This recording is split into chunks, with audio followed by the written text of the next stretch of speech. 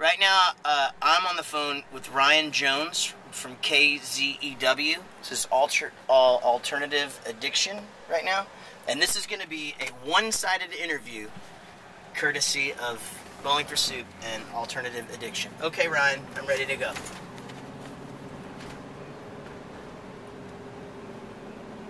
I'm doing great. How about you? The question was, how are you doing? Well, Eric is riding in the passenger seat, and he's going to film me doing this interview with you, so it'll be fun because people will have to guess what the questions are. See what I'm saying? This is genius. Ryan, I'll tell you what this is. It's genius television that you watch, and plus people can watch me talk with my hands while I drive.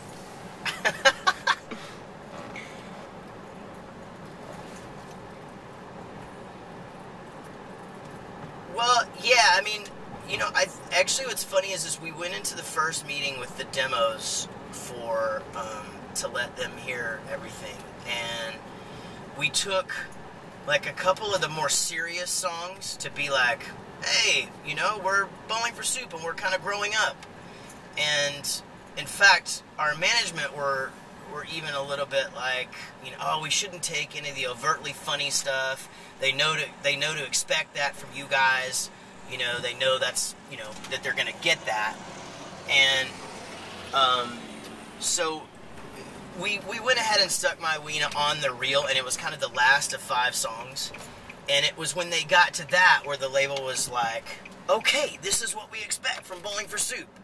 And so, you know, actually the reaction was pretty amazing. It was really super positive and sort of motivating for us in that, hey, you know, this is really what we do. You know, this just happens to be pretty extreme.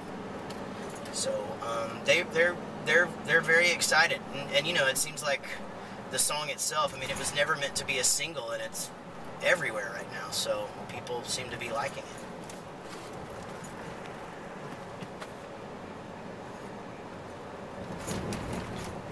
Okay. Hey, so how are the hemorrhoids? See? It works every time, right? I'm telling you.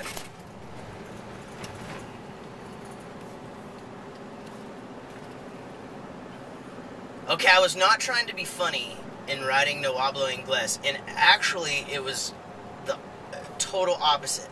I had this idea for 5 years, and I had tried to co-write with Spanish-speaking artists, and tons of ideas and ways to do this had gone through my head, but I wanted to write a more sort of punk rock, livin' La Vida Loca. You know, I mean, we're from Dallas, Texas, so a large portion of our population here speaks Spanish. I mean, as many people I think do as don't, you know, and so the whole Spanish language and the Spanish culture is such a huge part of who we are, and so I wanted to write a song that sort of crossed over, that brought the Spanish language in. Well, I just never could do it, and I don't speak Spanish, so I could never think of I just needed a good slogan, a good term.